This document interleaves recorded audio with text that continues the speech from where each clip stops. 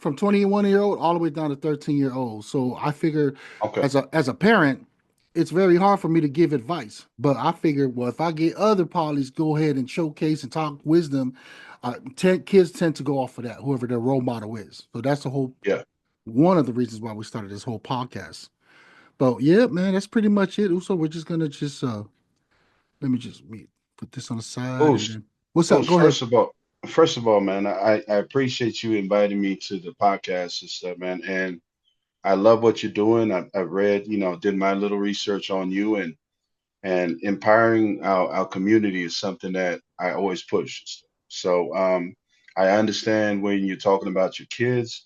I want to be a great inspiration to our kids. It's not always Yeah. about sports. It's not always about, music. I think it's more entrepreneurship and understanding how to navigate through those waters. And I appreciate the platform that you have given me. Man, there you go, brother. I mean, you Yep. said all that good stuff, and we haven't even started yet, bro. So we gonna Welcome to WhyUce, the podcast you can't refuse. From the heart of Samoa, we bring the news. Entrepreneurs, creators, sharing their views. Listen on Spotify, our hearts in play. Apple's got the vibe, hit record, press play. Live on TikTok, streaming all the way. YouTube, Facebook, we're here to stay. Tales of the hustle, dreams come alive. Building the future, watch them strive. WhyUce, WhyUce. Tune in and vibe the drive. WhyUce, WhyUce. Tune in and vibe the drive.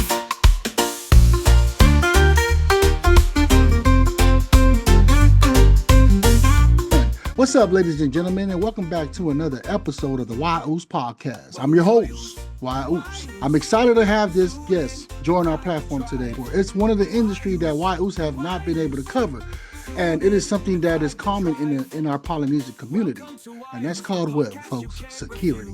You know what I'm saying? But not just the normal that we're used to growing up to, going to the clubs when we were in our 20s at the security bouncers and stuff like that. No, man. We have entrepreneurs, a company that's located out in Las Vegas, Nevada, baby. You know what I'm saying? They're official and the first ones in America, yo. You know what I'm saying? So I'm proud and honored to have this Uso, who's actually one of the main guys that's leading the chariot, baby. And without further ado, man, let's welcome to the platform, Howard Faagata. What's up, Uso? Welcome to the platform, Oh, bro. I appreciate you having me on, Oosh. Yeah, I appreciate that. So yeah. So just a little bit of history before I ask you these questions, man. So Howard Faagata, also known as Tinoai, is managing members of the UCE Protection, a Samoan-owned security company based in Las Vegas. The company was founded in 2021 and is the first fully licensed Samoan-owned security company in the city. Howard and his team brings over 20 years of experience in the security industry, offering a wide range of services, including events of executive protection, production Yep. security, often working with high profile clients such as Hollywood, celebrities, and musicians. The companies operate span across various large venues in Las Vegas, including casinos, concerts, and corporate events, showcasing their expertise in handling complex security demands in a fast paced and high pressure environment. They have earned recognition for their professionalism and integrity, which is their key pillar of the business, along with the family values of mana. You know what I'm saying, bro? That's a lot. And you know where I got that from? From Google, ChatGPT, and all the internet. That's the one thing that I'm very proud of, Oots. I'm very proud of is when I put in company name that has everything Yeah. to do with our Polynesian, and they're able to just spit data of this is from the internet, brother. So Oh, that's crazy. that's the That's impact that crazy. you guys are doing. You know what I'm saying? Yeah. No, I Yes. appreciate that and stuff, man. And just to give you a background and stuff, man, and that was a lot that you said, and I appreciate the introduction. I am the owner of Boost Protection Group and stuff. So I want people to understand that and stuff. There ain't no Palangi guy behind the scenes or anything like that. No, we're fully licensed, insured, and bonded in Las Vegas, Nevada and stuff. So that's number one. Number two stuff, just to let you guys know, we are operating in Texas also. We have our license out there too, and we're operating out there. And we're working on several states after that. We're expanding to California, Arizona, Utah, Seattle, Oregon, Florida, Colorado, and New York. So those are the places where we're going to be expanding to. It takes time, to get the license and making sure that we plant a seed in these places. But I believe there's a need for ooze protection in these places. I'm excited about that. Ooze protection has been, this is, I think, going on to our third year right now. We do a lot of things, like you said, executive protection, production, Netflix, movies. We do festivals like EDC, Life is Beautiful. We take care of high rollers, celebrities, you name it. We do it all. We do armed, we do unarmed and stuff also. So, but when you do come to Las Vegas, the first thing you need is a PLB card. That's a security work card in Las Vegas. Nice. So, in order to do any security in Las Vegas, you need that PLB card, and that's the Private Investigating Licensing Board card to work in Las Vegas. So that's the number one thing. I always tell my usos, hey, look, you don't want to get caught up with these type of guys and stuff because they could close you down real quick and stuff. And we don't want to be known as the people that walk out there unlicensed. We want to be licensed and stuff and do things the right way. So that's where we Man, I'm about to drop a file. I'm for that one, bro. at.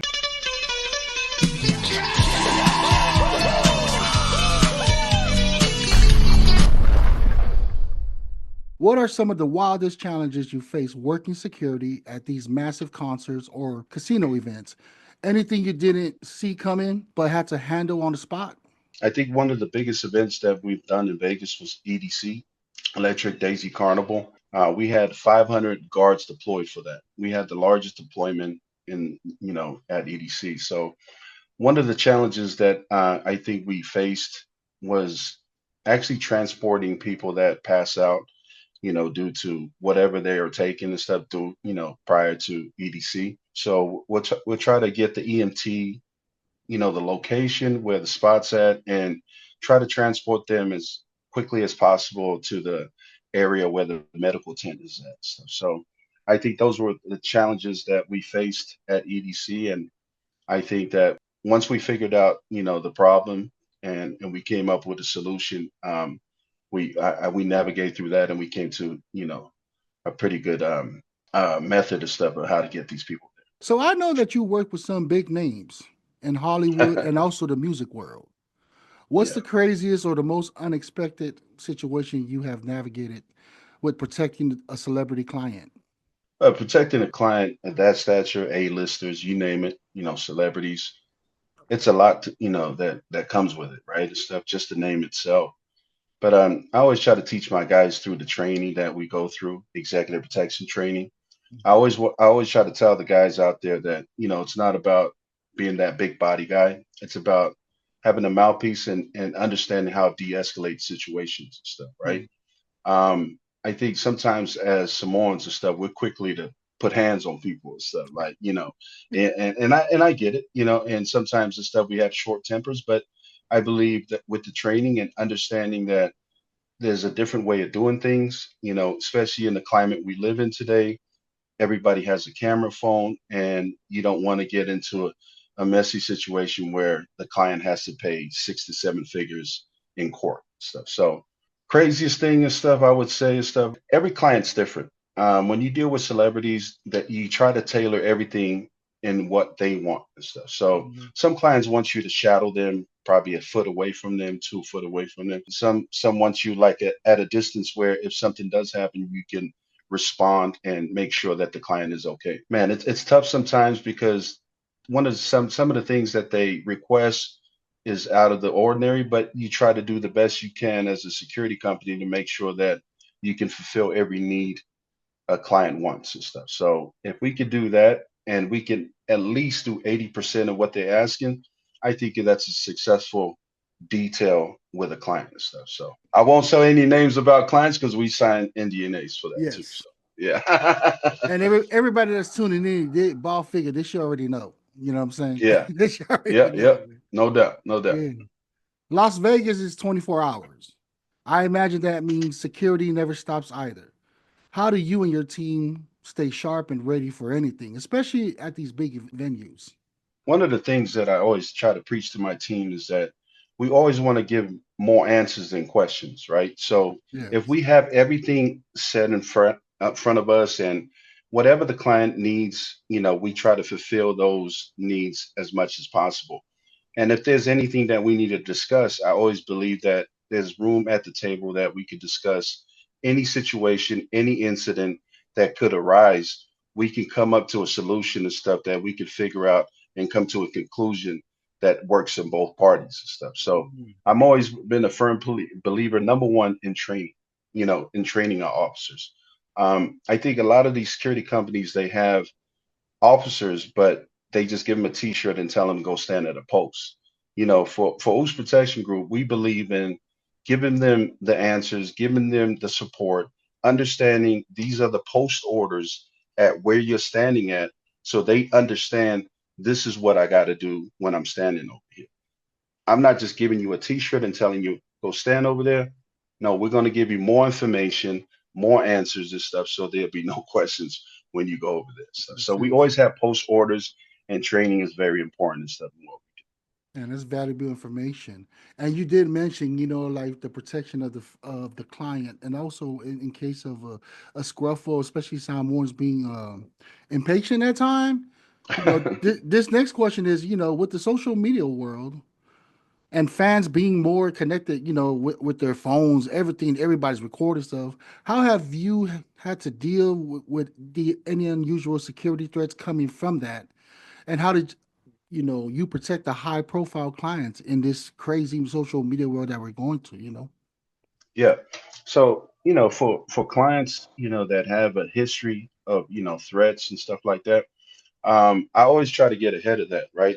I got a close relationship with law enforcement in Las Vegas where, I could reach out to them and say, hey, I seen this on social media. Is there any other threats that on your side that I don't see? They have a lot of, things and stuff that had to do with gang activity or anything that has to do with whatever artist or client that we have to make sure stuff that we can get in front of that and that we have a game plan. Then when we step out, we know what to look for and stuff. So I think, you know, when you're dealing with clients and stuff, you got to do your due diligence and stuff, and you got to make sure Mm, that you do your research, right? And yes. understand and stuff where this guy's from. Does he have any threats? Number one, is there a gang after him, or is he affiliated with a gang or something like that? You want to know these things and stuff, so and that even can touch upon in politics too, right? And stuff. Yes. If you're on either both sides, if you're a Republican or a Democrat or whatever you are and stuff, that you know, in the world we live in today and stuff, it's a crazy world and stuff, right? And we want to get in front of that also and understand, okay, what type of threats does this person that we need to look out for and stuff. And you see with the Trump and stuff, or what was going on with Trump, you had two Mm, assassinations, and that's on a higher level and stuff, right? And I think with those type of things and stuff, like for me and my team, we do a lot of research and understanding what we need to do, what kind of training do we need to do to make sure stuff that we separate ourselves from everyone else. So yeah, that's right, and that's what when we're dealing with the digital world too and stuff, because you see everything on social media and stuff. So yeah, correct. Man, that's great. Great, great value, great information. So yeah, when you're thank working you. with so when you're working with these big events, right? Whether it's for a celebrity or a huge concert, how do you find a balance between keeping things secure while letting the event stay fun for the fans? Cause I gotta say, man, you guys, I checked out some of your guys' stuff. Y'all do a very great job by staying outside of the spotlight. You can't even Yeah, tell. You know what I'm saying? no, I appreciate that. It was just Yeah. like I always push on my team and stuff. Like I told you before, more answers and questions, right? But we always like anything that you have to do with security. It's always customer service and stuff, right? Yes. You want the patrons that come in there. You want the employees to come in there, everyone to have a good time and stuff. But you don't want there's a balance when it comes to safety also and stuff, right? And you don't want to bend the rules and stuff just because a guy gives you $20 and stuff that let him in, and he might be coming in with some narcotics or anything like that. You don't want to, like, that's a safety issue when it comes to sometimes these big concerts and stuff, and you don't know what could happen at these concerts and stuff. So we were one of the first people that took over at Rolling Loud when they had Travis Scott after the event that happened in Houston, Yes. Texas, Heard where about that one. where Yep. those patrons passed away. I was part of that team that made sure that we had barricades 10 feet out to make sure that people are not coming in all at one time and stuff and squishing each other and stuff. So we I was part of that team and stuff, and I was proud to be part of that because that was his first concert, and it went out without a hitch and stuff. So I was proud about that stuff. And I've always said this: when people go home safe, the patrons and employees, and people that work for us, that's a win for us and stuff. Yes. When people go home and people understand stuff. Everybody wants to have fun, but I also want to make sure that when you're at these concerts that it's a safe place to be, and it's a place that you got kids, I got kids, I can send my kids out there and not worry about nothing happening to them and stuff. So, and that's where I stand when it comes to like huge concerts and stuff in that question you just asked. Yeah, that's a good one. I like that one. So, Yeah. what's one of the most intricate security operations you have to set up for a major event? What made it such a big challenge to pull it off? Well, basically, you just answered it, Oos. The No, Travis no, Scott one. and not, yeah, the Travis Scott one was one of them. But I think another thing that just to piggyback off that last question was Hmm. EDC. Previous years, EDC, they had like the entrance where people were like rushing the entrance and people got hurt, right? So And when I'm I sorry, real came in, quick. What does EDC stand for? so that's Electric Daisy Carnival.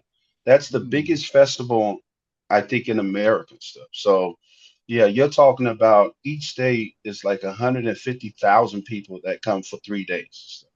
And it's like techno house music and it's the music. No disrespect, I don't listen to it, but it was a lot of loud noise when I was there. I'm old now and stuff. So yeah, let's just put it like this and stuff. So previous years they had like people getting hurt because they rushed the gate. They just try to get in and stuff, right? Wow.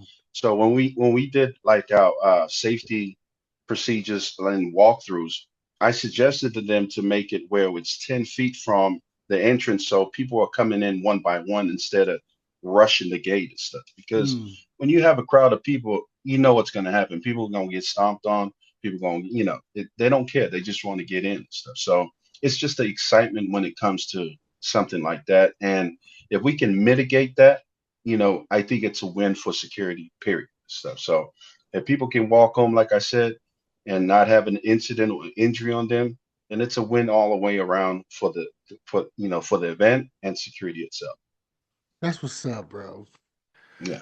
So to carry on, how do you keep your team ready to handle the unexpected? I imagine things can get pretty intense, especially in that kind of place in Las Vegas where everything is happening at once. What is one of your guys' protocols or strategies? I know you mentioned it before, but kind of want to dive more into it. Well, for something like this and stuff, I always go back to training and stuff, right? And, and Good and and point. that goes for the military, that goes for the police Yes, department, that goes for law enforcement, right? If you don't have the training and stuff, then you're basically just putting somebody out there with a shirt. And I think it's training with experience and leaning on my management team to understand and stuff. This is how we're going to move, and we're going to move as one. And understanding with the training and experience, there ain't no stopping us. So I'm a firm believer in pushing the training, making sure stuff that our management team, you know, sends the message to the employees to understand this is how we're going to move and this is how we're going to do things at UCE Protection. that's what I'm talking about. So you hear that, Allen Iverson? Not everybody's like you. We gotta go practice. We gotta go train. You know what I'm saying, Oos? We gotta. I Hey, believe in there's that. only one Allen Iverson and stuff, man. Yes, So I know what yes. you're talking about and stuff, You man. know, There's, it's you it's know, important to always the boring stuff. It's what's going to save people's lives and help, like you said, have people go home, man. So, yep. have you ever had a celebrity or a venue request, something so out of the ordinary for security that it caught you off guard? How did you handle that? Well, for celebrity, not really. For a venue, I would say yes. For a venue, I used to work at a place where there was no pat downs, and it was a pretty rough place and stuff. And previous years, I always try to get the history of what happens at these type of places to understand what I need to do as the head of security to make sure stuff that we can mitigate or eliminate any threats that come to that venue or anything like that. So they never did pat downs at this place. So I was like, hey, We got to pat everybody down. So there's no incidents in knives. And I try to reward my team too, stuff, right? So if guys catch a person with a knife or catch him with a gun, we ask him nicely to take it back to the vehicle, right? And then we tell him, and at the end of the day, I'll find out how many guys caught a person with a knife or a gun. And I always try to give them an incentive, to let them know I appreciate what you did, because Mm. people take these things lightly and stuff, but this could harm, a whole place or a whole venue or somebody in the venue. And the last thing in security we want is something like that to happen and stuff. So if we can eliminate that in doing a simple thing as pat downs, wanding down, or try to eliminate people that did fights in there or anything like that and stuff, we try to make sure that these people don't attend the same venue over again. So yeah. Damn, good one. That's a good one. I appreciate the answer, bro. Yeah. I got two more for you. So, what's been the biggest shift you've seen in the security industry, especially working in the city of Las Vegas, where so many high-profile events and constantly things are happening? Yep.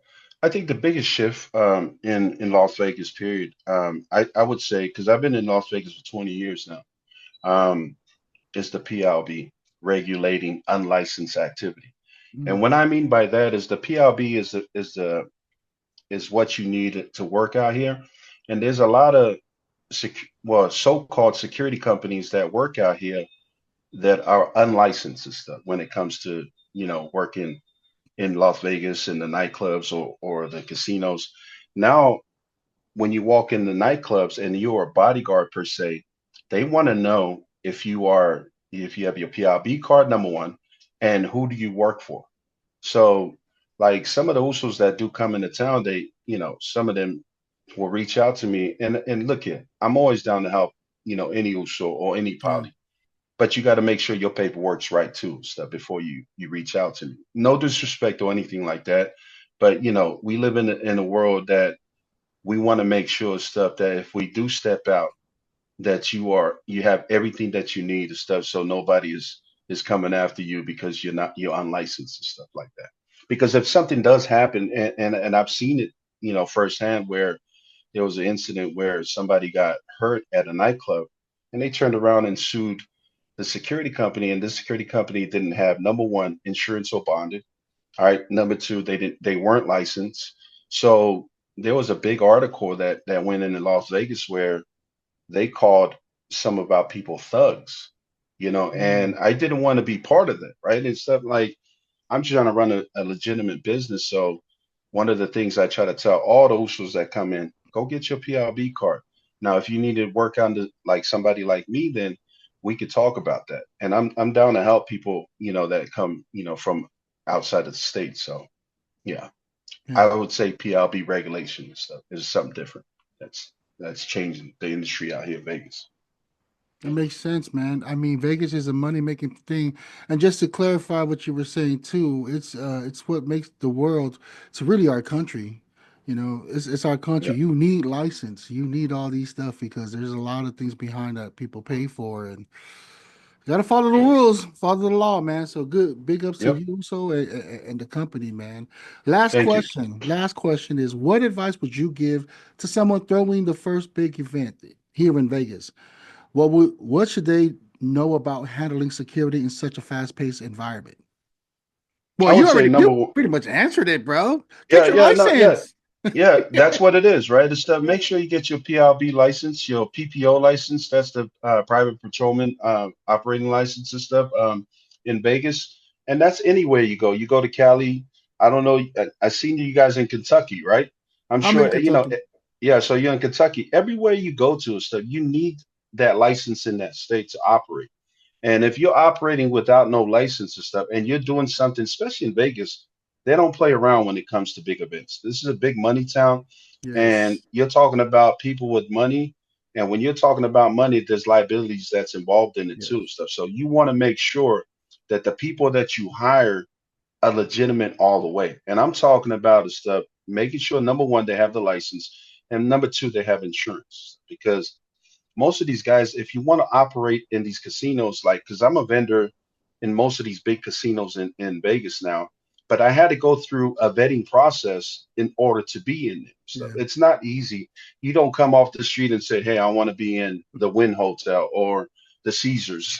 No, Yeah. it's you go through an interview process. They vet you. They want to make sure you're licensed and everything. And it's not just one license. It's a PLB license, a state license, it's a county license. It's a whole bunch of licenses stuff, right? But I said to myself, hey, if I'm the first Samoan leading security company in Vegas, I want to do everything the right way and stuff. There So you we're go. not I'm not cutting corners. I'm not, trying to do the shortcut way. Like I do everything on the books and legitimate and stuff. So and I want everybody to understand that that's how we operate here at Ocean Protection. So yeah. Yeah, I appreciate that, brother. And are you having any future plannings, or do you already have that installment going on right now for like training for those that want to be it? Do you have classes that you give out teaching people how to start their business? For something as like a security company and stuff like that. Is there anything in the Well, works? yeah, so I don't have anything that has classes to start the business, but I'm open to talk to anybody that looks like us. Like Mm, I'm seriously like, your platform and there's some Muslims out there too that want to push, helping out our community. I'm down for all that stuff because here's the thing when it comes to business, people don't understand. Like when I first got into business, I didn't even know what a P&L was, the stuff that's a yeah. profit or loss. I didn't know what a workers' comp was, the insurance, what type of insurance, the revenue, liability, I didn't know the billable rates. I didn't know anything like that stuff, right? The margins. And in business, if you don't know that simple 101 business, then you're like two steps behind and stuff, right? Yeah. And I want to make sure and stuff that when we do step into business, that we understand these things and stuff because some people might think they're making money, but they're not really making money and stuff when you Mm-hmm. look at the scope of things and stuff. And I think I surrounded myself with pretty smart people that Yes. help me out. And I don't know all the answers, but I'm one of those guys and stuff that I'll figure it out and I'll get the answers and stuff. And that's where I'm at today. For like training, we have like specific trainings for everything. We have like a pat down training, we have customer service training, we have de-escalation training, and we can teach Nice. that for people that come in, right? And then we have executive protection training because, like I mentioned before, I just don't want to be just labeled as a big body. Yes. If a big body out there, you know how we are Talk as heavy, people, bro. stuff. I feel Yeah. you, bro. So if we don't have that education and that training behind us, then like they'll take somebody else's stuff serious and stuff, right? But if Yes. we come in and we say, hey, this is my boy Oos right here. He has this training, this is that. Then they're gonna take us serious and stuff, and then we have a seat at the table and stuff. So I always tell people, look here, stop chasing that small money and go get the bag and stuff, man. Like I'm tired of like us like penny pinching and stuff like that. Yeah. Like as a community, we should be going after the big thing stuff, man, and Yep. stop, settling or like being comfortable in where we at today and stuff. I always try to push my usos that work with me every single time. Oos, we got to be better than this. I said, look, this company right here is doing this and that. We got to separate ourselves. Now, if we could separate ourselves, then we're one step ahead of them and stuff. So if we're one step ahead of them, sooner than later, we're gonna be the top dog and stuff. So, There but you we go. can't be comfortable when we become the top dog and stuff. We still gotta work. Like, in football, they always say there's always room for improvement and stuff, man. And I'm Yes. I'm I'm that guy. Like we're gonna push it. And you know what I mean, until the wheels fall off. So, I hear you, but but Uso. but that's where I'm at today and stuff. I love my people. I love the Samoan culture. I love the Polynesian culture, and I think sometimes in our culture, things get tough, and we don't want to do that because it's too many steps and stuff, right? And I encourage every single one of us and stuff, man. Word of advice, is keep God first in your life. Amen. Work hard, never give up, and you will prosper. And I'm a firm believer in that stuff. So I just wanted to leave it at that, Oos and stuff. And I appreciate the platform. I appreciate you, reaching out and stuff, Oos. Man, look here, man. It ain't never been about followers to me. It's about the stuff building our community, getting it Yes. to where a point and stuff. Because Because here's the thing and stuff. I always tell people, you got the African Americans that got their own stuff. You got the Latinos got their own stuff. You got the Asians that have their own stuff. Hello. What about, what about us, stuff? So Yep. my thing is stuff. If I can grow this thing and stuff and put it to each state, let them know what we're about, what our culture is about and stuff, what we believe in, what our faith is in and stuff, then I think and stuff I can leave a legacy and say to myself, to my kids, that I'm proud of and stuff. So that's where I stand at and stuff, and that's what WhyUce Protection is about. Man, you like a 427 Corvette engine, Oos. You're hitting on all cylinders, my brother. You know what I'm saying, Oos? I appreciate gotta drop that. a 5 on that one, man.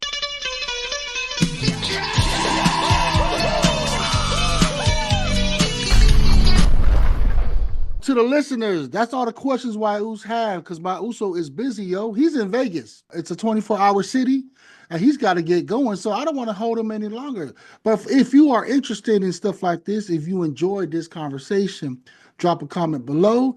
I will post and leave all the link of the WhyUce Protection Group, LLC, right below. If anybody's looking for work, please reach out. And we got, things that are going on in Texas right now. And like I told you before, we're trying to expand at the other states that I mentioned earlier. We're just trying to grow this thing and stuff, help out our community in the same way, and just be out there stuff as a positive tool for everybody. We wanted to call WhyUce, our company USO. But the military took it. So USO. The USO. Yeah, USO. The military took it. So I can't mess with the military or the government. So I had to switch it up to WhyUce. You got WhyUce, right? Yeah. So that's why I rocked with UCE and stuff instead of USO and stuff. So yeah. No, that's good thing that you make that statement and clarify all that, man. For real. I don't want anybody from the government coming after us and stuff. They would have blamed you with that Donald Trump assassination era. For real. No, I don't need that blame stuff. Smoke, bro. And I'm WhyUce Howard. And we out, baby. That's it, baby. Take care. WhyUce.